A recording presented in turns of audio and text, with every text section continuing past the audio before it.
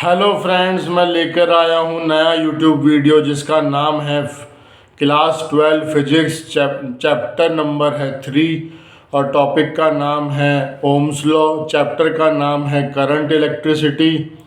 ठीक है, class 12 chapter number is 3। Chapter का नाम है करंट इलेक्ट्रिसिटी और टॉपिक है ओम्स लॉ। ठीक है, तो शुरू करते हैं आज का लेक्चर। सबसे पहले देख लेते हैं कि ओम्स लॉ आखिर दिया कौन से साइंटिस्ट ने था। जीएस ओम एक साइंटिस्ट थे, उन्होंने फ्लो ऑफ करंट पे रिसर्च की थी 1828 में। जब इंडस्ट्रियल रिवॉल्यूशन आया था उस वक्त ये ओम्स लॉ के ऊपर वर्क हुआ था। तो उन्होंने फ्लो ऑफ करंट्स पे वर्क किया था और उन्होंने देखा था कि जब भी एक करंट एक कंडक्टर से फ्लो होता है और उसके एंड पे एक पोटेंशियल डिफरेंस V होता है। मान लेते हैं V एक सिंबल है, पोटेंशियल डिफरेंस को हम वोल्टेज V के रूप में डिनोट करते हैं। और जब भी ऐसा होता है तो जो पोटेंशियल डिफरेंस होता है वो करंट के प्रोपोर्शनल होता है। ठीक है, तो V is equal to I R. Proportional है तो इक्वेशन आएगी तो एक कांस्टेंट तो आएगा ही। तो जो रेजिस्टेंस है R वो एक कांस्टेंट है और उसकी जो यूनिट है वो ओम है। ऐसा यूनिट ओम है। तो उन्होंने यही बताया कि रेजिस्टेंस डेवलप होता है, रेजिस्टेंट एक कांस्टेंट होता है जब भी करंट फ्लो होता है पोटेंशियल डिफरेंस से कंडक्टर से।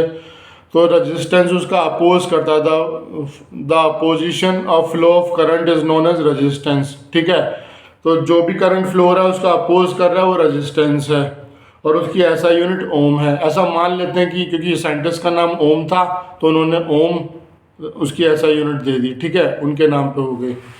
यहाँ पे कोई डाउट नहीं है। अब देख लेते हैं कि हम एक एक्सपेरिमेंट करते हैं जिसमें हम मानते हैं कि दो स्लैब लेते हैं जिनका L1 और L2 लेंथ है और उन दोनों की लेंथ मिला के 2L है। क्योंकि एक लेंथ की L है डिस्टेंस तो दो लेंथ की 2L हो जाएगी और पोटेंशियल डिफरेंस तो सेम रहेगा, V वोल्टेज जो रहेगा वो V रहेगा।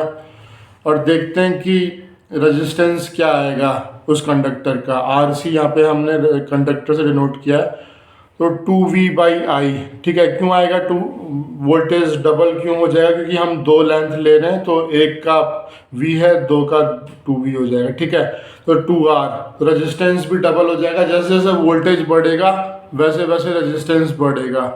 ठीक है, जैसे जैसे करंट बढ़ेगा वैसे वैसे रेजिस्टेंस कम होगा। ठीक है, तो जो रेजिस्टेंस जो डायरेक्टली प्रोपोर्शनल टू लेंथ होता है, resistance directly proportional to current होता है। ठीक है, अब देख लेते हैं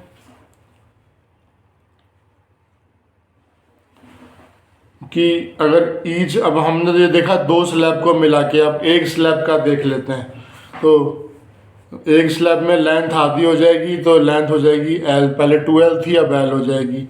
करंट भी आधा हो जाएगा क्योंकि लेंथ कम हो गई तो करंट कम फ्लो होगा तो करंट भी हाफ हो जाएगा तो I/2।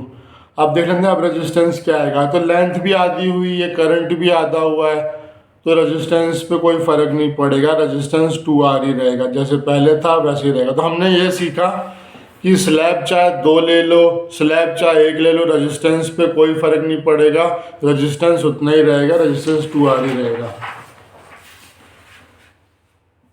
अब देखते हैं कि रेजिस्टेंस हम देखते हैं कि इन्वर्सली प्रोपोर्शनल होता है A के। R is inversely proportional to 1/A। तो जब रेजिस्टेंस हम देखेंगे तो वो लेंथ के डायरेक्टली प्रोपोर्शनल होता है। हमने पिछले कॉन्सेप्ट में हमने पढ़ा जो रेजिस्टेंस जो होता है वो लेंथ के डायरेक्टली प्रोपोर्शनल होता है।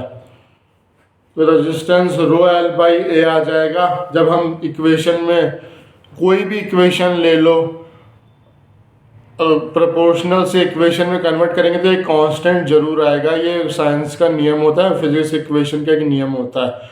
तो एक कांस्टेंट आएगा, जो जो रो आएगा वो कंडक्टिविटी होती है। ठीक है, तो कंडक्टिविटी क्या होती है? The flow of current in a conductor per unit volume. ठीक है, तो V क्या हो जाएगा? ρL/A। तो यहाँ पे एरिया तो एरिया बाय पर मीटर स्क्वायर। ठीक है, क्योंकि हम कंडक्टिविटी डिस्कस कर रहे हैं तो लेंथ तो मीटर में होगी और एरिया मीटर स्क्वायर में होगा, तो ए बाय पर मीटर स्क्वायर। ठीक है, अब देख लेना कि आखिर कंडक्टिविटी होती क्या है।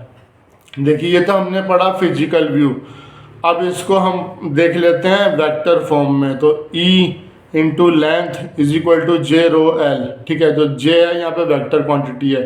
वेक्टर यानी हमने डायरेक्शन दे दी कंडक्टिविटी को, फ्लो ऑफ करंट को, पोटेंशियल डिफरेंस को, लेंथ को, हमने सबको एक डायरेक्शन दे दी है। ठीक है, तो E क्या हो जाएगा, जे रो, क्योंकि एल से एल कैंसिल हो जाएगा। तो जो जे रो जो आया, अब यहाँ पे एक नया टर्म आएगा सिग्मा। सिग्मा क्या होता है, परमिटिविटी ऑफ कंडक्टिविटी। ठीक है, तो जे क्या हो जाएगा, रो इंटू इलेक्ट्रिक फील्ड। ठीक है, तो sigma is equal to L by A. Sigma क्या हो जाएगा, जो कंडक्टिविटी होती है वो सिग्मा के इन्वर्सली प्रोपोर्शनल होती है। आप जो मैंने बाद में बताया इसको ज़्यादा डिटेल में मत जाइए, ये अगले चैप्टर में हम पढ़ेंगे डिटेल में जब इलेक्ट्रोस्टैटिक्स का एडवांस पार्ट आएगा। आप अभी बस ये फिजिकल व्यू समझ लीजिए ओम्स लॉ का, कि करंट जो होता है वो इन्वर्सली प्रोपोर्शनल होता है एरिया के और डायरेक्टली प्रोपोर्शनल होता है लेंथ के। ठीक है, आज के लिए इतना ही करते हैं। अगला वीडियो देखने के लिए हमारा चैनल देखिए यूट्यूब, हम इंस्टाग्राम पे भी वीडियो डाल रहे हैं और फेसबुक पे भी डाल रहे हैं। फेसबुक पे मेरी आईडी अजय यादव के नाम से है, वहाँ पे अजय लर्निंग नाम से आपको मिल जाएगा, डिजिटल क्रिएटर के नाम से। ठीक है, आप हमारा वीडियो देखते रहिए, धन्यवाद।